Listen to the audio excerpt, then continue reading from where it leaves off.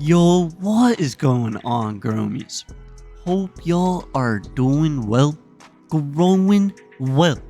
Now, growmies, welcome back to the most frosty plants ever, episode 5. Since our last episode, it's been about just 2 weeks and almost going on 3. In that time, we can see that the plants have exploded again after defoliation, which has been a very common theme this entire series. Now, technically, we are at week 2 in flower, but as we could see, these grows just barely got the signal to start flipping over. In these 2 weeks, I was expecting the plants to transition a little bit faster, but you know, it is what it is. For the strains in this tent, we are growing quite the variety. On the far left, we have the legendary OJ Creamsicle lamb's bread clone, which is my favorite photo to flower yet. This plant literally smells like orange juice and icicle cream pop. Plus, it has just the dankest, sharpest sour cream Greek yogurt scent. Although this plant is ultra dank,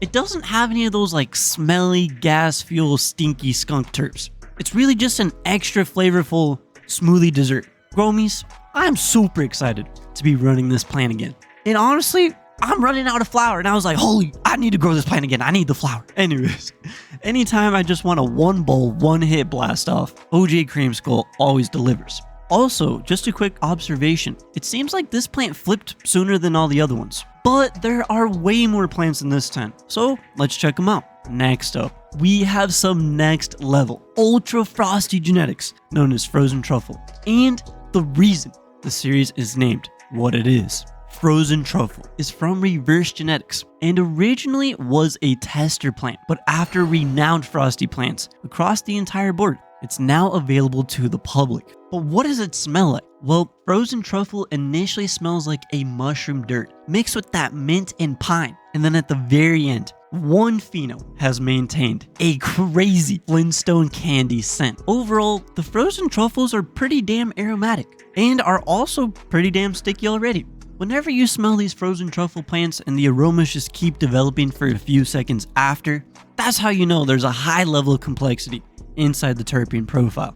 Overall, right now about 2 frozen truffles are really catching my senses and eyes, but the other 4 aren't as strong, so we're gonna have to see what happens as time goes on in flower. Now, the next genetic that we have is Icy Cherry. Icy Cherry is Icy Gary crossed with Chop Cherry, and damn growmies, it literally smells like a freezer red slurpee mixed with that minty cool smell. Looking at these plants, I kind of wanted to go for a sea of green pheno hunt since that seems like the best way to do it, but damn, these girls are stretching like a motherfucker. And the last plant is Northern Lights Purest Indica. But since these plants stay squat and short, they just got outgrown by all the others.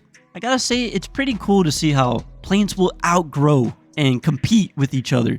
So, kind of cool. Up to this point, in order to keep the plants somewhat at bay, I've just been super cropping them hella hard whenever they're just getting too tall. And that was mainly only in veg. But they keep growing straight back up the next day. I gotta say, after trying these pheno hunts, the Sea of Green style, I don't like Sea of Green, bro. It's too wild, it's too hard to keep under control, and these plants just go crazy. Honestly, I can't wait to going back to like topping and training the plants and getting them a lot more tidy and proper. But at this point, it is what it is, so just gotta let them ride. And when I mean let them ride, this tent is way overrun and needs some big work, so let's at least do some defoliation. But which leaves am I gonna defoliate? Well, to defoliate, I select the growth that is shaded, crowded, and extremely hidden. Essentially, all of the lower growth is getting removed, and this is how the tent ended up. Again, finally, we're into week 3 of flower, so this grow is about to get extra exciting.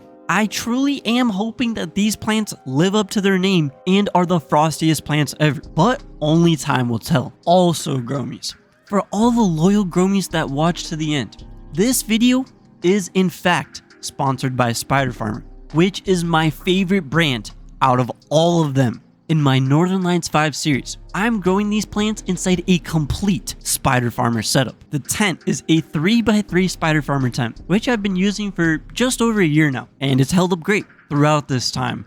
The 3x3 has consistently given me high yields in a very manageable size, making this one of the best tents for its size. And growmies, Spider Farmer also released a brand new Oxford Cream 2000 density 10, which I just think looks fucking amazing. GROWMIEs.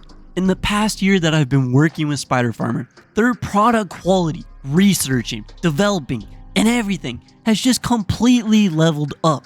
Before, Spider Farmer didn't have an app, they didn't have the automation or anything special fancy like that, but now they have it all. GROWMIEs, I can't lie, like Spider Farmer, it's always been my favorite brand, and the brand itself has very quickly grown and is actively producing better new products. If you guys want to acquire some Spider Farmer equipment, be sure to use my creator code GROWMIEGANG to help you guys save money and to also support myself, Grower's Mindset, which helps me out massively. So use code GROWMIEGANG at Spider Farmer's website. Anyways, as always, thank you guys for watching.